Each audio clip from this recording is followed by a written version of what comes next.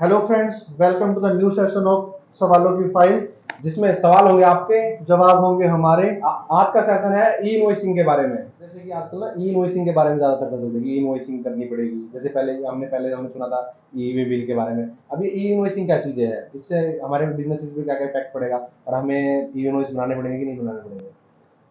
देखिए सर, अभी क्या है, ई इनवॉइसिंग क्या बेसिकली एक मेथड है। ठीक है, इसमें क्या है, आपको पोर्टल पे जाके अपना ई इनवॉइस जनरेट करना है।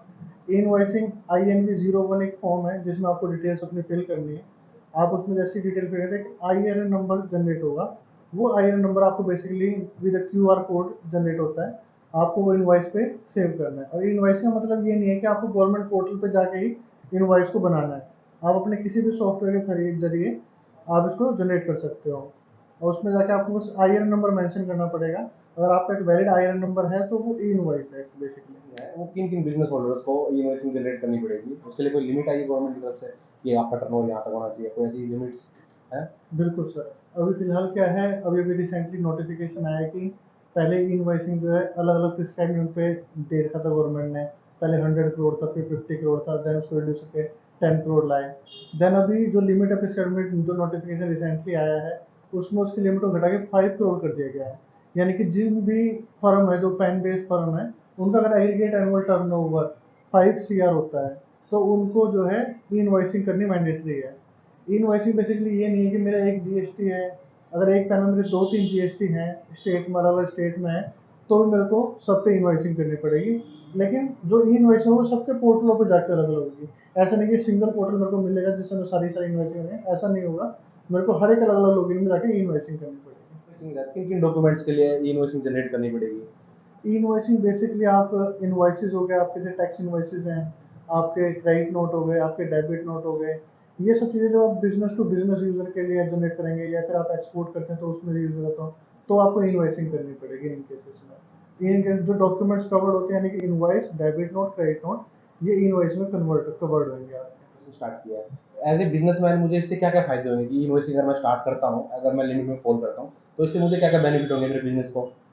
देखिए सर, एक तो क्या होता है, ई इनवॉइसिंग में बेनिफिट क्या क्या है आपको हम बताते हैं एक बारी। कि ई इनवॉइसिंग में क्या होता है, जैसे आपने ई इनवॉइस जनरेट किया, तो आप जीएसटी वन में जाके जब इनवॉइस डालते हैं तो सामने वाले की जो जीएसटी का पोर्टल है उसमें शो होता था, रिफ्लेक्ट होता था।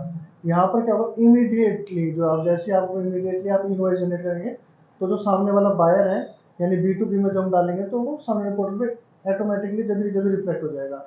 एक तो इससे आपका कंप्लेंस भी बच जाएगा कि आपको बाद में जीएसटी में चेक करने की जरूरत नहीं है, हाथ क्या चला गया। सामने वाली पार्टी के जो कंप्लेंट्स है वो कम हो गए, वो इमीडिएटली चेक कर सकता है कि सामने वाली पार्टी का बिल आ गया नहीं आ गया। एक से फ्रॉड के चांसेस कम हो जाएंगे। जैसे पहले बिल चला जाता था, माल जाता नहीं था, तो इससे फ्रॉड के चांसेस भी कम हो जाएंगे। लीगल कॉम्प्लाइंसेस जो भी हैं इसमें, उसमें भी रिडक्शन हो जाएगा आपका। आपको एक काम को दो दो बार नहीं करना पड़ रहा। तो ये सब बेनिफिट्स हैं इसके एक्चुअली। नहीं सेल का है, मेरे ज़्यादातर कंज्यूमर B2C होते हैं, B2B में कम ही जाते हैं। तो क्या इस केस में मुझे B2C के केस में भी हर बार ई इनवॉइसिंग करनी ही पड़ेगी? देखिए बेसिकली क्या, अगर आपके ऊपर पहले तो ई इनवॉइसिंग एप्लीकेबल हो रहा है, आपकी टर्नओवर 5 करोड़ से ऊपर है, तो जो ई इनवॉइसिंग है वो B2B यूजर के लिए है, B2C के लिए ये नहीं। यानी अगर आपकी सेल जो है B2C है, यानी कंज्यूमर सेल आपकी ज़्यादा, तो कंज्यूमर सेल के केस में आपको ई इनवॉइसिंग नहीं करनी है। तो बेसिकली जो B2B और एक्सपोर्ट के केस में है, वहाँ पर आपको ई इनवॉइसिंग करनी है, अदरवाइज आपको इनवॉइसिंग नहीं करनी और जो एग्रीगेट टर्नओवर है 5 करोड़ क्रॉस इसी मंथ, लास्ट मंथ हुआ है, तो क्या मुझे ई इनवॉइसिंग जस्ट अभी स्टार्ट कर देनी चाहिए? गवर्नमेंट ने इसके लिए कोई गाइडलाइन निकाली हुई कि जो मुझे बाद में करनी है, ऐसा कुछ? है। देखिए सर, इस केस में क्या है, गवर्नमेंट ने क्या बोला हुआ है, अगर आपका एग्रीगेट टर्नओवर अगर प्रिस्क्राइब्ड लिमिट से क्रॉस होता है साल के बीच में, तो आपको जो नेक्स्ट फाइनेंशियल स्टार्ट होएगा 1 अप्रैल से, आपको ई इनवॉइसिंग वहाँ से स्टार्ट करनी है। यानी कि साल के बीच में से आपको इनवॉइसिंग स्टार्ट नहीं करनी है। अब आप कह रहे हैं कि आपका जो इन टर्नओवर है, एग्रीगेट टर्नओवर 5 करोड़ क्रॉस हो चुका है इस मंथ में, तो आपको इस साल जो है ई इनवॉइसिंग करने की कोई जरूरत नहीं है। आपको नेक्स्ट फाइनेंशियल ईयर जो 1 अप्रैल स्टार्ट होएगा, आपको वहाँ से इनवॉइसिंग स्टार्ट करनी पड़ेगी।